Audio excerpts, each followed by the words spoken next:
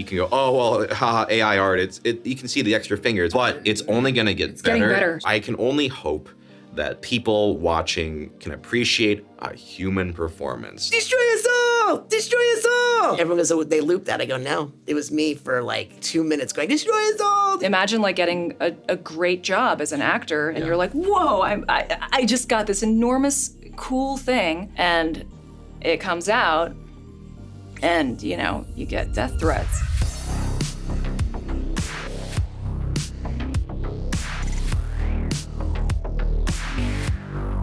So today, sitting at our table, we have 3 stunning guests from the world of voice acting. We have Sarah Natacheni. She was on our I Spent Today with Anime Voice Actor Legends a couple years back. She's the voice of Ringmaster Scar from Fortnite. She has voiced over 30 different characters in Pokemon, most notably Ash Ketchum. We have SUNGWON Cho. He is the voice of Senchi from Delicious in Dungeon. He is the voice of Ratatoskr in God of War Ragnarok. And you may also know him from his successful YouTube channel, ProZD. We also have Richard Horvitz. He is the voice of Zim from Invader Zim, Billy from Billy and Mandy, and Moxie from Hell of a Boss. My name's Nicole, and today we are having voice actors respond to your assumptions. I want to start off before we get into the assumptions just by basically explain voice acting to me like I'm 5. Tell me about an average voice acting session. I feel like you're the best to do it. You think I have that presence? Yeah. I'll explain it to you like you're 5. Yeah. I don't know, you go in and act in a box. That's it. Yeah. It used to be that we would record in a radio play fashion, which we would all be together at the same time. Yeah. But as time went on and there was more outlets, you know, between streaming and cable and network, that everyone's schedules never lined up. So now we go in with our scripts on our music stands individually, and there's a voice director and the producer's behind the glass. Yeah. And we act. We would basically do a play. I love voice acting because it's just the acting without any of the homework, without any of the call times or the makeup or the costumes or the fittings or the memorization or anything. You just go in, use your instincts, and leave. Can all of y'all talk about your first ever gig? My very first job was Ash Ketchum on Pokemon. Yeah. I was 18. Was it really? Yeah. Wow, how old were you? 18. Wow. I was but a child. And that's it. Oh, do you want a Great story? story. Do you want a big story? I think like 1 sentence answers for all these will be. Yeah, it's done. Yeah. No, that's perfect. So- This is like a 10-minute shoot, right? Okay. Me auditioning for the show was so in character because Ash Ketchum in the first episode of Pokemon is late to pick his Pokemon. Sure. I forgot that this audition was happening. I had like an at-a-glance calendar, which is like a big desk calendar. Right. So I forgot to flip the page. It was Sunday. I forgot to flip the page. Monday morning rolls around. I flip the page. What am I doing today? Oh my God, it's the audition for Pokemon. I go to the audition and I say, hello, nice to meet you. And they put me in the booth. And this is like my first voiceover. So you were like just starting. I was just starting. That's crazy. I go in and there's a TV above me and a script paper in front of me. And I'm like, what is that? What do you do here? And they taught me how to dub at the audition. I had no idea that dubbing was a thing. Right. Nobody talks about it. Did you have anxiety when you worried about those beeps? Like, was It was like, oh, dude, there you go. Beep, beep. Ah! Yeah. It was, Yeah, the first time you do it, it's scary. It's scary. Yeah, you're like, shit, am I going to be able to match these flaps? You got to get it right. Yeah, you got to match the flaps. You got to get the voice right. You got to get the emotion right. You got to sell an emotion, really act this situation out. And I walked out of there crying because I was so mad at myself for not being prepared.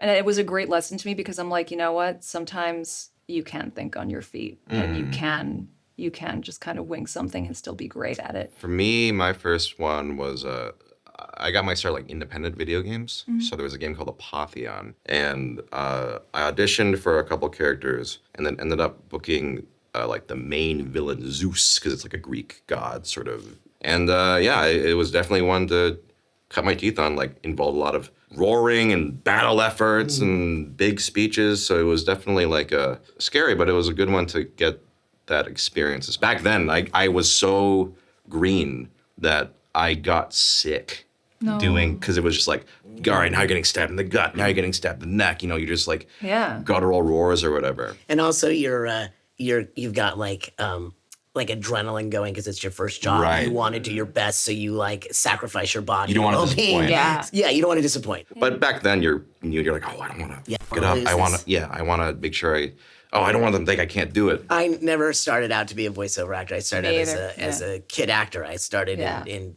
TV commercials and sitcoms when I was 10. After this big movie came out that I did in the 80s that I thought was, oh, wow, I've made it. There was a Writers Guild strike. And when it came back, the movie had been forgotten. And, you know, it's like, okay, now what do I do? And I had bills and I had a house and Right. stuff to pay for. And it was my mom, rest her soul, that said, hey, why don't you, try voiceover? And I knew nothing about voiceover. So that first month, I booked 3 radio spots. Those first 3 radio spots where I thought I've made it were the last time that year I worked in voiceover. Oh, wow. In all of All voiceover, of it. yeah. It took me 5 years to break into animation, but once I got in, I went, okay, now I feel like an ugly duckling coming home to roost. Right. And I said, I like this. This first one, I think, had the most likes in our community post. They hate that celebs like Chris Pratt are taking all the roles now. This had the most likes? Yeah. I'm not surprised. That's really sweet. Wow. They Yeah. care about us. They care a lot. You and I have had this conversation Yeah, we before. kind of talked Okay, about I'm this. not going to talk No, about you this. can, I don't care. you yes, join in, because here's the thing. I don't own the business. Right, I'm not in the room, I don't And know. everybody who takes a chance Yeah. to be a celebrity or to be an actor, Yeah. not a celebrity. There's a difference in my world between Yeah. celebrity and Sure, actor. sure. But anyone who takes the chance that this is how they're gonna throw caution to the wind and pursue their Yeah. passions. Yeah. Who am I to say that I own voiceover just because I'm working on it and have been successful, and it doesn't mean you shouldn't. But the main thing that I take away from it is that I love when big name actors do something that becomes a cottage industry, because Jack Black doesn't do the series for Kung Fu Panda. He doesn't do all the video games. He doesn't do all the toys and all that stuff. So it creates jobs for the overall community. So in that respect, I say more power to you. Thank you. Yeah. At the same time, Yeah. people will say, well, there's a better actor that could have been. I said, yes, but it's show business. Yeah. If I can attach a big name star, I'm going to get distribution. I'm going to get money invested. I'm going to get all these things. I think all of what you said absolutely makes sense. For me, what it boils down to is I just want it to be good. Someone like Jack Black is very good at voiceover. Right. Like, he's very talented. So if Jack Black is cast in something, I'm like, great. Great. He's a big star and he's very good at what he does, and I really like his performances. Whereas if it's someone who clearly doesn't care, that's really when it bothers me. When it's Where like they go, oh, it's just a cartoon. they're just Right. phoning. You can hear it in the performance that they're phoning it in, right? Like, I don't need like every A-list actor to go in and do like a perfect, amazing job for their first, because everyone has to start from somewhere, right? Yeah. Like, ultimately, what I want to hear is, hey, they're taking this seriously and they're doing their best, and you can tell that they actually care. They get fed up with fans asking them to do the voice. No, I don't. I do sometimes. It depends on how they ask. Yeah. But sometimes they'll like come up and Yeah. go, do the voice. Like, do the voice, which I think is a little Dance monkey, dance. dance. I hate Yeah, that. say, you're my puppet, do it. Yeah, Right. No, a little bit of politeness goes a long way. But that's few and far between. Yeah. I would say that 96% of the time, the fans have been completely gracious. And Right. the thing I love mostly is when you see like a little kid and you do like a voice and you see them go, like, recognize it. Yeah. There's nothing that warms my heart more. It's joy every It's weekend. joy, Every yeah. time I do it, I'm like, Yeah. this is unmatched joy. Voice actors don't get recognized. False. False, big time false. Big false. Especially now after this video. I mean, Jesus, we'll have to hide. I was in New York just the other day, like 3 weeks ago, Yes. walking down the street of. I was on Tell me. 8th. I was on 8th Thank you. Avenue. You have to say what street I was you on were 8th. I was 8th and maybe 46th. 8th Oh my and goodness. 46th. Okay. And I was going to. It was like midnight, and I was going to get a slice of pizza. Of course. This guy walks by Yeah. me, and Yeah. then he stops, goes, "Hey!" And I turn and goes, "Dude, you're Billy from Billy and Mandy." I'm like, "Yeah." And he goes, "Can I take a picture?" I'm like, "Yeah." Aw, that's Yeah. adorable. It's like nice. Yeah. So I'm like, "Yeah." No, we get. Do you think Yeah. that increased because of conventions? Yes. Yeah. Like a big dramatic. Did you notice a shift? Oh yeah. Okay, yeah. We live in a world now where there's this whole I don't even think it's niche anymore. Where people want to know everything about the people that are doing the shows, you know? And so I think that's been great. You know, it's added to our convention appearances and stuff. So, yeah, I think it's great. Yeah, I'm in a unique position where my face is recognizable because You're on. you're on camera and stuff. But I know, I mean, especially with the internet and how much information you have access to, like, you know, back in the day, it's like, oh, I don't know what that actor looks like. But you look at it now, it's like, oh, I know what they look like. I see their headshot and their Instagram and like this, and I see everything.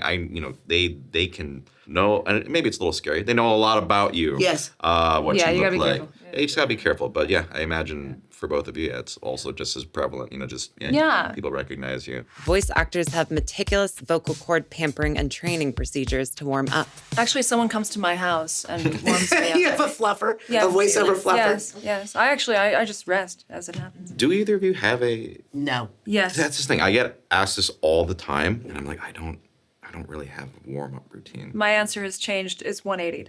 Yeah. Because I actually lost my voice last year fully. Yeah.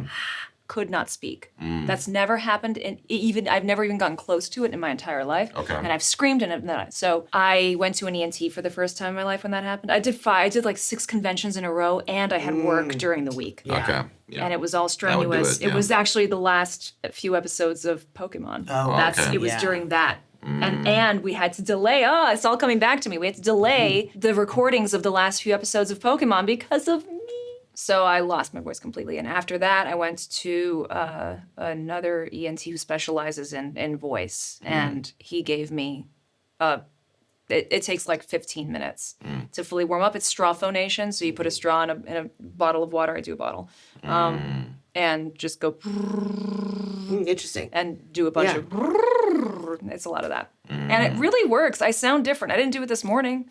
And I sound, The only thing that I do is I sing a lot. I sing on the way into a session or something, and I usually do musical theater songs because it warms me up that way. But for me, I just drink a lot of water. And we were doing Invader Zim. I had to be put into a separate booth than everyone else because it would just like bleed over into everybody's microphones. Yeah. So, but I did go through like 4 bottles of those like waters. Those like water is best. Yeah, Water is staying best. hydrated is very It's just important. keeping this all hydrated is really, really important. Yeah. The only thing I can think of as far as warm-ups is if it's a voice that is like a lot higher than mine, like a cartoony one, and if I like have I have a scratchy throat, whatever, then I'll do it a couple times before and be like, is it good? Do I need to reschedule? But that's the only thing I can think of where it's something where I need to warm up. Otherwise, I can usually just go in. It can be hard to keep the energy levels up when they stand alone in a booth.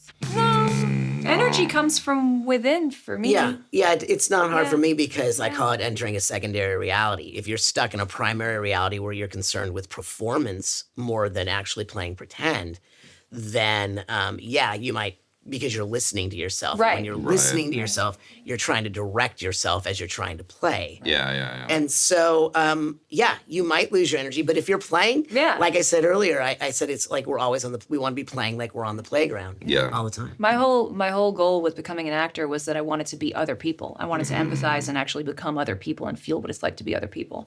So that's what I do in my booth by myself. It's great. I'm by myself. Yeah. Nobody can judge me. I can literally do whatever I want. We wait till the product is released. Then they judge. Then they judge you. Too late. We've already had our energy used. Yeah, we've already had a good time. Yes. Yeah. Making different character voices hurts. Well, yes. Here's a piece of advice for voice actors, aspiring voice actors. Don't ever audition a voice that you can't That's sustain. right. Yeah, For 4 exactly. hours. For 4 hours. For 4 hours. 4 hour Especially- sessions. Exactly. You might do an audition where you're like, like Ow. really good because you're only doing that for like 3 minutes and Exactly. then sending it off. Right. But then, and I learned it the hard way. Yeah, me too. In Billy and Mandy, there was the scene where destroy us all, destroy us all. Yeah. Oh, you're not breathing. And everyone goes, oh, they looped that. I go, no, it was me for like 2 minutes going, destroy us all, destroy us all. I'll take the chicken, destroy us all, right? Yeah. And I said, this is really getting rough. Can we just like loop it? They said, you audition the You did voice. it. You Yeah. audition the voice. So. It's tough. They're terrified of AI being used to replicate their voices. Dealing with AI is like dealing with whack-a-mole. It's happening everywhere. And I'm more concerned with AI taking over like the working man's job. I'm talking about the fact that you can use AI in restaurants, you can use AI in car manufacturing and all that. Yeah. I think that is really dangerous because you can put people out of work. Yes. Yeah. When it comes to the work that we do in AI, you just have to be on top of it, you know? And I don't, there's not a part of me that thinks we're going to be able to catch every single time they AI us on something. Where we can't really keep track on it is if someone decides they're going to do their own little, Fan thing. Yeah, right. And the AI, Zim or the AI Billy and Mandy. Right. You know what? I gave my voice and my work to the world. Yeah. And if they're not making money off of it, Have there's fun. nothing I can do. Yeah. There's nothing I can do. And I if don't they wanna, are, it's also not our job to litigate that. Yeah, I don't want to litigate it. I don't want to be sending That's cease Disney. and They have lawyers. desist. Yeah, they I have don't want to be lawyers. sending Those are my characters. cease Yeah. and desist orders over and over again. Yeah. But when it comes to that, I worry about it. But you know, there's a lot of things that have changed since we started. Yeah. The whole AI thing, I hate it. And it's not, like you said, it's affecting like everyone. Like I have a lot of people who work a lot of friends who work in animation. Yeah. And it's the Yes. same thing. AI art, AI drawing. Yeah. It's a Putting big them out of work. problem, right? Yeah, yeah. And right now, I think, you can go, oh, well, haha, AI art, you can see the extra finger. It's very silly, haha. But it's only going to get getting better. better. So Yeah. right now Yeah. is the time to protect creative, people. Agreed. Like, Yes. so I think it needs to be taken seriously. Absolutely. Yes, very much. And I can only hope that people watching us, like the work that we do, can appreciate a human performance. Like, a human doesn't medium. matter how Yeah. close an AI can match a voice Yeah. print or whatever. Yeah. I think at the end of the day, a human's performance, there are little, sometimes like hiccups or flaws, but those are good. Those are like Yes. things that Right, make, that's they human. color a performance. They I make don't them see interesting. AI improvising at this Exactly, stage of the game. right, yeah. But the No. thing that worries me the most that we also talked about earlier was I don't like the use of AI to create deep fakes. Yeah, that's also But you don't like that? No, You don't I love know. it? You don't This- love This is what scares. Yeah. This scares the crap That's out really of me. scares me. That That's the scariest really thing. scares That's the crap most. out of That's the biggest thing I worry about. Yeah. Yeah. Is that. Yeah. Because that is going to be a distortion of reality, and that is. Which we've already had for We a already while have. now. Yes. So- and that's So it needs to be regulated. society. It needs to be taken seriously. Like, obviously, AI can do good things. Yes. But we need to be very careful. We need to be very at the end of the day. As you've had so many different variations and tones for all the characters you've played, it becomes hard to create a new voice. My voice, you can tell, is me in Invader Zim or Chaos from Skylanders or in anything because I have a distinctive voice, you Right, know? right. And a lot of people would say, well, that must hurt you, right? Because you probably don't do as many jobs as you could. It hasn't stopped me because I had a thought many, many years ago. And the thought was that I go to see a Robert De Niro movie.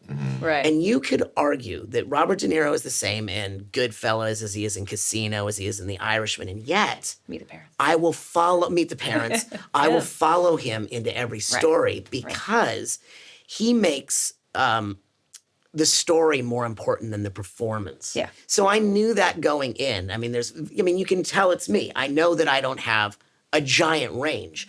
But it's funny because we do conventions and we do conventions and people come and go, I didn't realize you were Billy and you were Alpha 5 and you were and you go, yeah, well, that's flattering. Thank you for that. So does it, I have another saying, which is the voice does the work of the spirit of play. And so I never think like people that look at voiceover from the beginning, they think, oh, well, the first thought is it's called voiceover. So what voice am I going to use? Yeah. And what 95% of people that I know do is they read that breakdown, and that's the description, right, of the character, and they start to create a character. Yeah. And, oh, yeah, we're going to do this character, and he's going to talk like this, and I'm just going to use these words they've given me to sell that character to the powers that be. It's backwards. Okay, yeah, I was going to say. Story first. Yeah. Then you know why and that's what I say. When you know why you say what you say, then you're informed and you're free to play. Yeah. So the point I was making about the voice does the work of the spirit of play is that we do voices all the time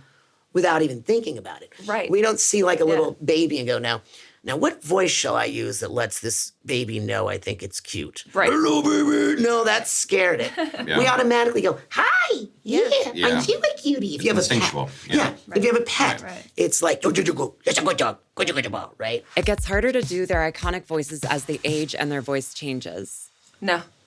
Yeah, Oh, yeah. interesting. Because, oh God, do I have that to look forward to? Well, you know what? I'll tell you. We came back to do Invader Zim for Enter the Florpus, and it had been 20 years since I had done the series. So we get the news that we're doing the Invader Zim, Enter the Florpus movie. Yeah. We go into the studio at Nickelodeon, and all we did was the first trailer for it, and it was just Zim going, yeah, and Garrett going, I kept saying to Joan and the creator, does that sound like Zim? Like, yes. Like, are you sure it still sounds like Zim? And I'm getting like really anxious about it. Yeah. Yes, it sounds like Zim. Relax. Well, you can pitch it, right? No, we don't need to pitch it. We didn't pitch it. We're not going to pitch it. It's great, right? So then the trailer comes out, and there's this thing called the internet. I've heard of it. Yeah. Wow. And the very first thing that's like the first comment is I read is it me or does Horvitz sound like he smokes 6 packs of cigarettes a day now? I've gotten that note before. Yeah. Yeah, that's a fun one. But true to the internet, there's always someone there. Of course. That has Of your course. back. Yeah. And the person right after him, God bless him, said, give the guy a break. He's like 80 now. But then I go in to do the movie record. Yeah. And now where do you think my head's at? Yeah, that you're Right? an old man who can't do the voice. And I can't play. And I can't too wrapped up in play. it. And Yeah, I'm yeah. too wrapped up in it. And I said, I need a moment. Right. I need a moment. Yeah. And I went outside and I said, I'll see what happens. I'll handle it. I'm okay. Yeah. And I went in, and it was like we had been there 20 years ago. We played, we had fun. That changed my whole perception of life, because the thing is that you know the person. You get attached to the person that's the actor. Like Tom Kenny, you could say, well, Tom's SpongeBob from the beginning was like, way up higher, and it's a little bit lower. yeah. Right. But that's still It's SpongeBob. okay, that's still He's SpongeBob. Yeah, yeah. It's still their Yeah. energy coming through it. I mean, characters' voices can change over time, and that's not a bad thing. I also think it's interesting you mentioned, like, getting wrapped up in your own head. I think, when you are listening to yourself or whatever, you are usually the most self-conscious and the most critical of yourself. Yeah. But if the client is like, no, that sounds great, you're golden, right? Yeah. And there's been stuff where I'm like, oh man, did the voice change like halfway through? Is it gonna be noticeable? Like, I feel like I did it differently. And then you see the font, you're like, no, it's absolutely fine. Nothing was wrong. Yeah. So that can also happen where you just get too, Yeah. hard on yourself, I guess. Yeah. It's hard getting into the voice acting business. Yeah. Yeah. It's still hard getting into the voice acting business. I came from New York. I worked in New York, and this was pre-pandemic, so there was not really a lot of crossover, unless you were really bi-coastal and going physically to LA. So nobody knew who I was. I came here like, hi, I'm here. I'm a voice of Mckenna. And they were like, who? This is a perplexing question that our friend poses, because I have another saying. Sure. Oh, God. The greater the determination, the greater the obstacles, right? It's just a law of nature. The greater the determination, the greater the obstacles. Yes. When I first started doing voiceover, I was told that there were only 12 people doing all of voiceover. Was that true at the time? It probably was. Yeah. Yeah. And I could name the 12 and you would know them all. Yeah. Right. And so I refused to believe that, because I discovered something that back then when I got in, it was network. It was just network animation. There was this new fledgling thing coming out called cable at the time. Sure. And I discovered that it wasn't just that there were only 12 people doing all of it. It was that there were only like 3 casting directors doing all the casting. But then with the emergence of cable, then all of a sudden more jobs opened up. With the advent of streaming, now there's more jobs. And now, yes, is it harder to get into voiceover, like maybe the jobs you want to do? Yes, but there's also a lot of independent things that are going on. There's things online that you can do where you can practice while you're waiting to make bigger strides. Absolutely. Yeah, and building your reel and becoming competitive in the space that we are all occupying. There's room for everybody, and with the amount of content. You're right. It is a complex question, because there was fewer actors, fewer projects. Now we have more actors and more projects. So is it actually technically harder by the numbers? I don't do math. We've already been through this, so I don't know. It feels difficult. it does feel. Well, I'm going to go right in the middle. Go ahead. I think, yes, there are more opportunities than before. And I think one of the good things about modern day and, the internet era is that you can showcase your talent independently, right? And then that can get, this person can act, right? And so on and so forth.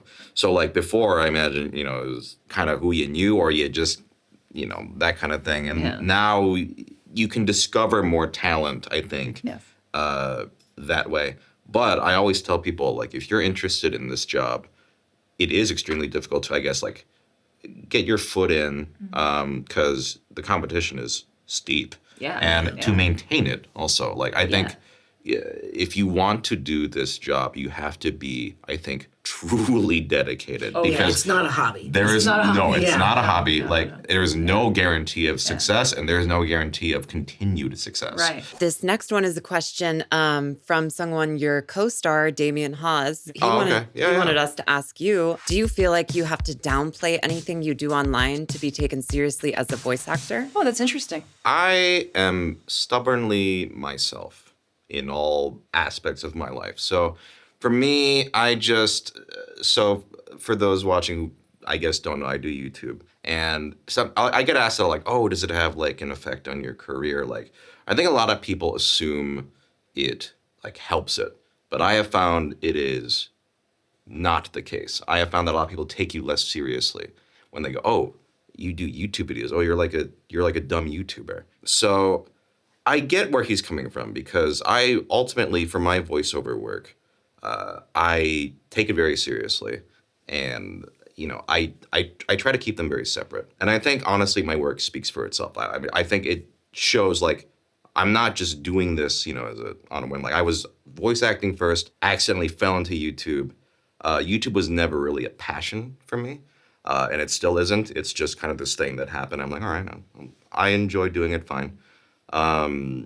So I get it, because Damien is also someone who, is well known online, but you hear him in Delicious in Dungeon and he's fantastic. Like he's so good. So I think for people like us where, that's an online guy. Why are they casting a YouTuber or whatever? I think if the work is good, it'll speak for itself. They are severely underpaid and need better unions and labor rights. I am not severely underpaid, so Not severely. I think that depending upon the avenue that you pursue, you can be severely underpaid. I think that a lot of things that maybe you see someone advertising for a voice for that is non-union and there's no protection, et cetera. Yeah, well, we'll pay you like, $25. And a lot of people do, I'll do it because I want to be in voiceover, so they'll do it. I can't complain too much. I sure things could be always be better, but things can be better. The disparity between prelay, as we call it, which is original animation, where you record the role before they animate it. The disparity between that and dubbing is really vast. Yes. It's a vast little valley there, and it's real hot in there. And boy, oh boy, do I not understand why. especially because dubbing is so technically demanding. It's a skill. It's a skill that not everybody has, and it's not something that everybody can do. It's something that really requires a musical ear, a sense of rhythm. Yeah. Right. To be able to look at something and know exactly how to fit what I'm saying into what just happened on screen that I saw one time. And to emote without it making it about getting it in time. Yes. Yeah. That's always going to bother me. I think that bothers anybody who's actually doing this regularly, and that's really unfortunate. But my piece of advice is don't act for the money. If you are pursuing an acting career, have another job that makes you your money and start acting alongside that. Because if you are like, oh my God, I need that job, otherwise I'm not going to pay my rent. I hope I get it. That desperation is so off-putting, and it's not going to get you the role. It's because you're not playing. You're desperate for your job. Yeah, you do what you have to do what you love to do. Yeah. God, Richard, are you kidding God, me? you need to publish a damn book. Where's the book? You're full of this. This is great. I love this. It's hard to switch back to their normal voice, kind of like a customer service thing. This is my normal voice. This is my normal voice. I mean, everything that we ever hear is, oh my God, that's your real voice. Yeah. No, I love when I'm like in a session and I'm playing something Yeah, one of those things. And then I go back to my normal voice and they're like, oh, there she is. That's a lot of fun. No, we don't have any trouble going back to my normal voice. You never ash in the Stuck grocery in my store? ash voice? No, never. It's No, I mean, it's not funny, the though. same as on camera where if you live with a character on camera that you want to You would- stay in that scene. Maybe then it's hard to come out of that character, but no, Sure. it's just, no, I'm back in the car. Hey, I'll be home in 30 minutes. Yeah. Right. What's for dinner? Yeah, but that also goes back to like we're not memorizing. We're not spending all of this time becoming this character. We are so instinctual. Yeah. It's so like you get in the booth. Do you like how often do you read things before? I do it all the time. All the time. Sure. So we're masterful cold readers, right? You would say. I don't want to brag. yes, I think yes. we're Yeah, because we we're know top of our we'll- game at cold yeah, reading. yeah. This is like what we do all the time, and we there's times- operate on instinct. There's times we come in and we don't even know what we're playing. Since they voice so many wacky or children's characters, they're immature in real life.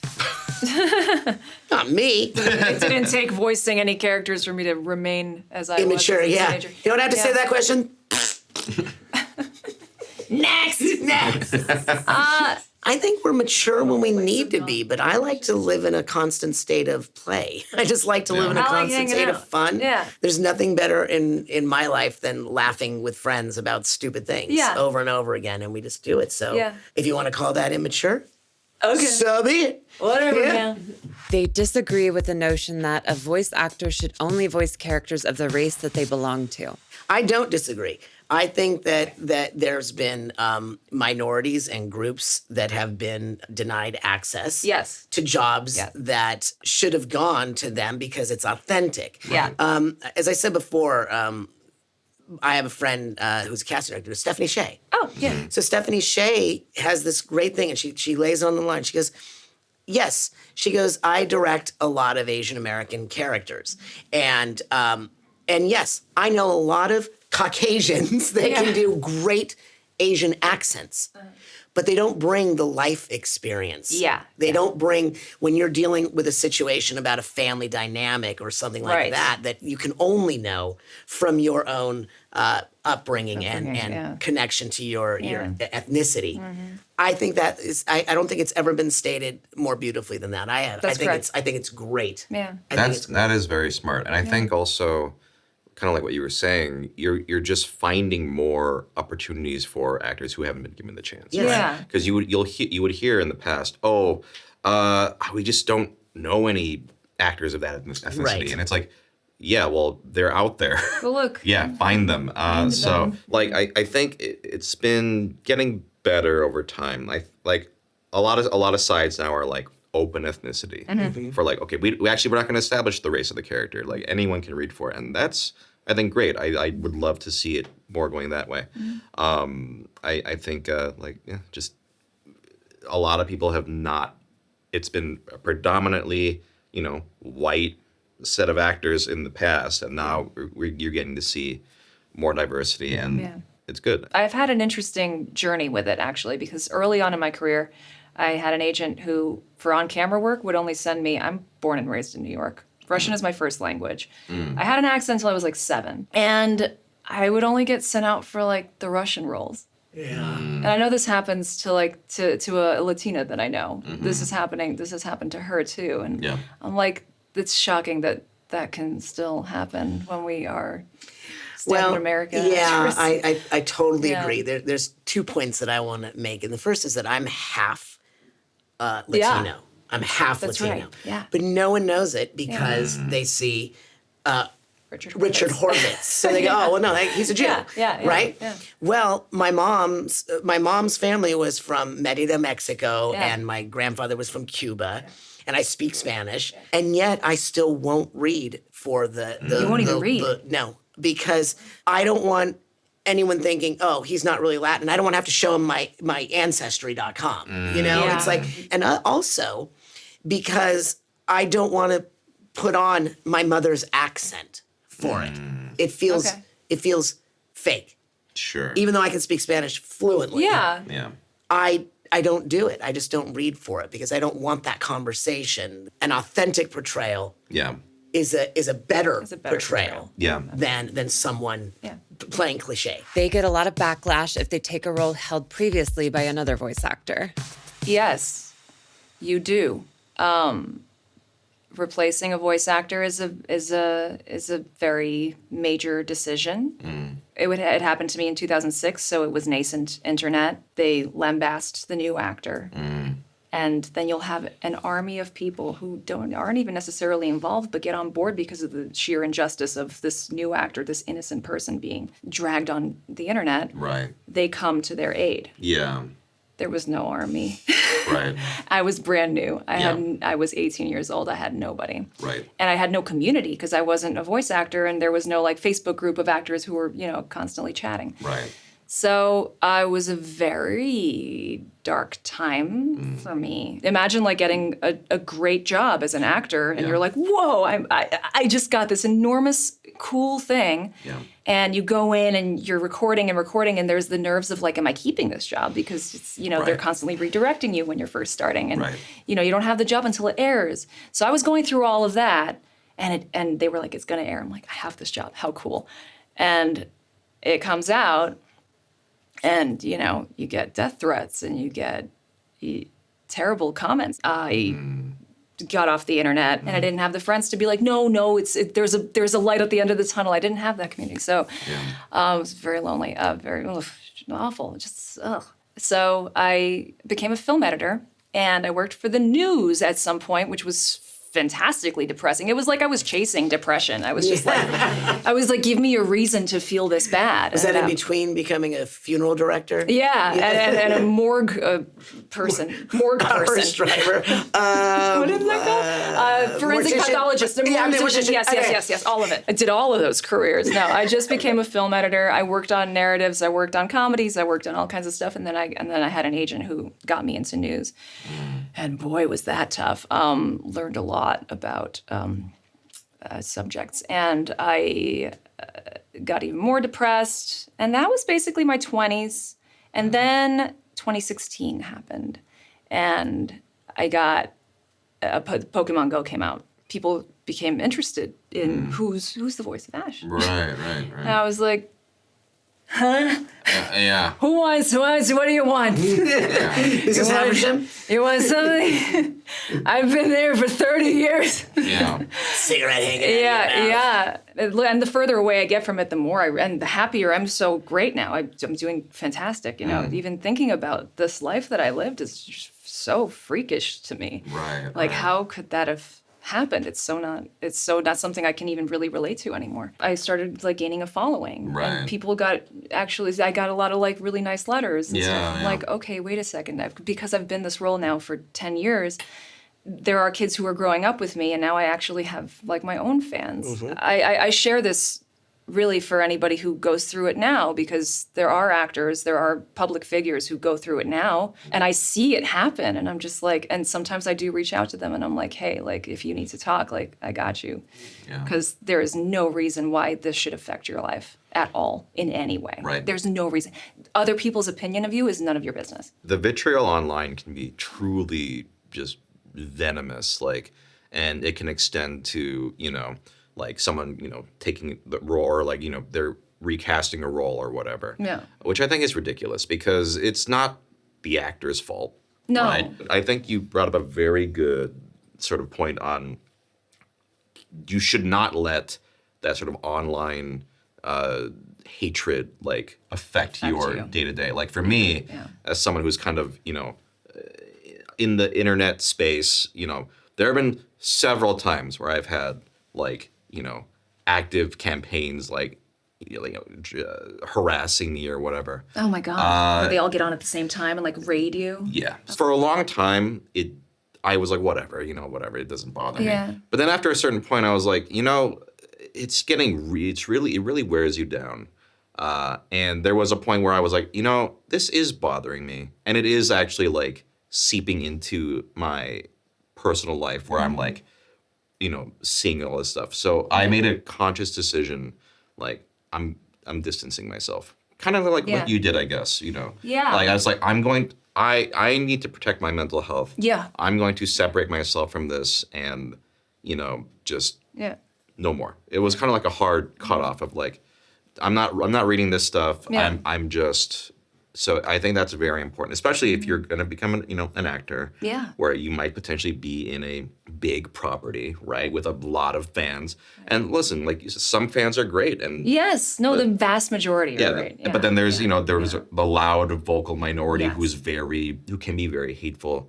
Just you gotta not let that get to you. We're too accessible. Yes. Yeah. We're way too accessible. Yeah. There are people that get so lost in the secondary reality of the show that, yes, they have a personal ownership. They've created this fantasy in the world that this is who this is supposed to be, and now they're projecting it onto the actor, Yeah. Right. not the character. Right. And that to me is sad, dangerous, Yeah, absolutely. Yeah. and unfortunate. They feel familiar with us Yeah. when they don't really know us. They don't know us. And they don't feel know that us. they have the right to say whatever they want that you would not say to somebody Right. to their face. Right. Yeah, that's a big thing. It's Yeah, shocking. the internet Yeah. makes it so that I'm not really. They don't.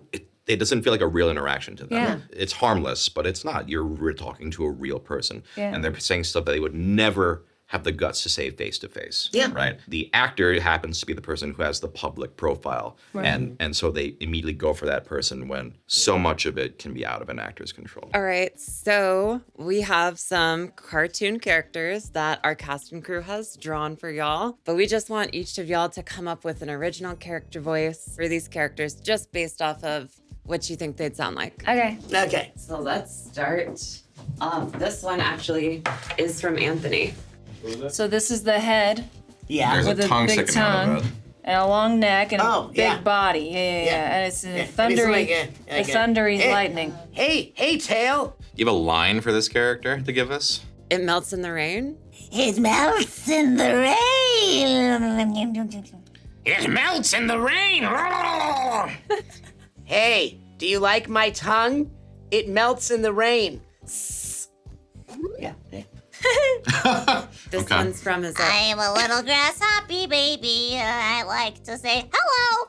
Is this like a bee? Is it a grasshopper? Is it a bee? It's a bee. I'm a little baby bee. I'm to sting your ass. See, I'm thinking that's I like that. I'm gonna sing your ass.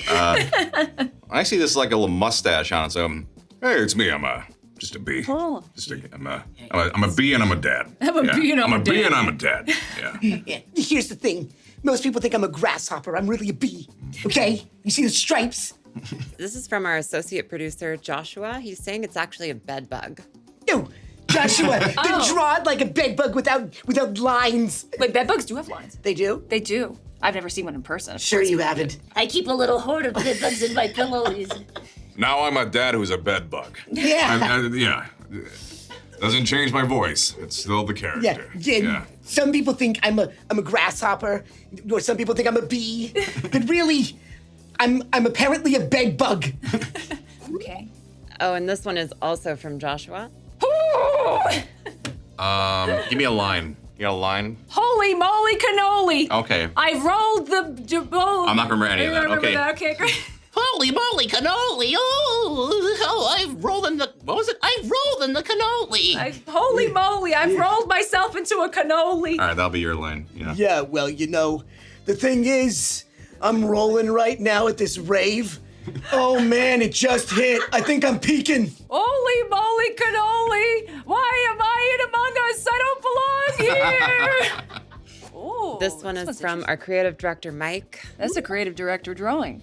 Look at that. I was working in the lab late one night when my eyes beheld an eerie sight.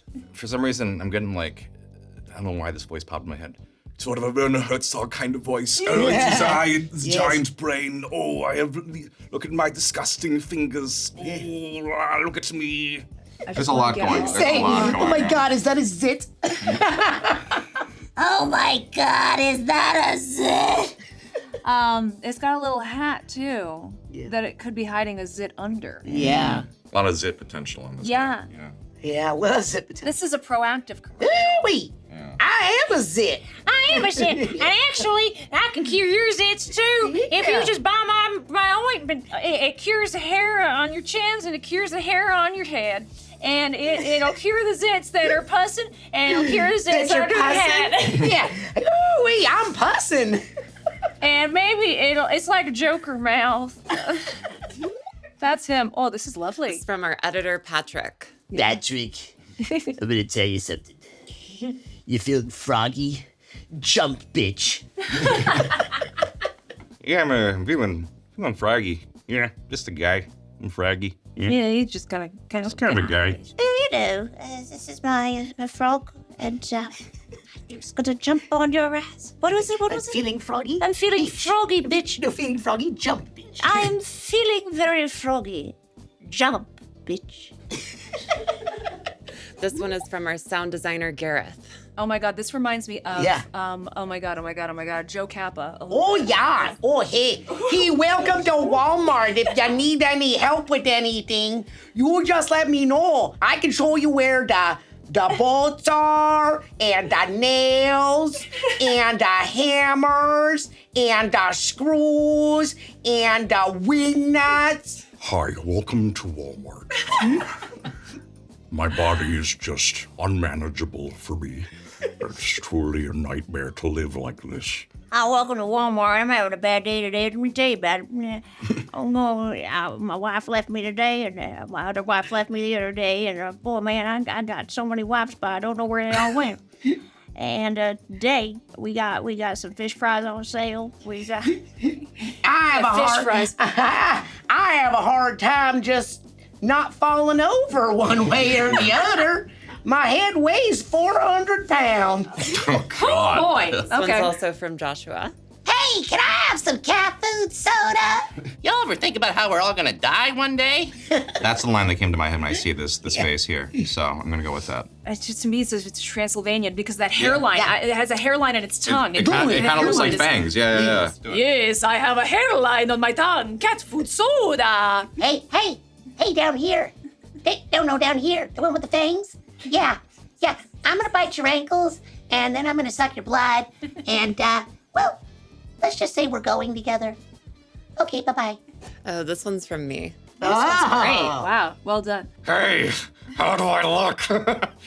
Anything do I look good for picture day? I know you're thinking to yourself, why does a tooth have feet and hands?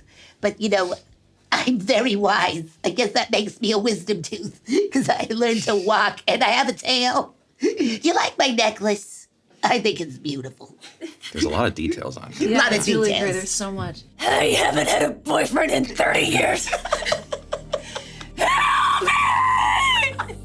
Very nice. I did Thin Red Line, ADR, which was a Terrence Malick film, and it was a war picture. Yeah. And I feel like I'm 80 years old. It was a war with picture. Terrence Malick. It was a war picture with Terrence Malick. I'm currently celebrating 50 years in show business. We had to scream because he wanted real death sounds. Right. Yeah. And they brought in like 30 people on this one ADR session, which, if you know, is like a lot of people. That's a lot of money on their part. But the reason was it's because we would yell until we couldn't speak anymore, and then the next person would yell. It's the only time that my voice was getting wrecked. So I literally, at my lunch break, had to run to my doctor's to get a cortisone shot. Wow. Yeah. Then they called and they said, Terrence has requested you to do a thing, but this time they want to take you out to Castaic Lake. And they promise it won't be any more screaming. I said, it won't be any more screaming? Yeah, okay. We go out to Castaic Lake. I don't like where this is going. And there's this running water. Yeah. And they go, okay, there's a guy in the river who's been shot, and he's going downstream, and you have to scream. And again, screamed until we couldn't. Then the next guy stood out. So if you ever watched Terrence Malick's Thin Red Line, I'll think of your all you. sacrifice. Yeah. the guy floating in the river going, it was me.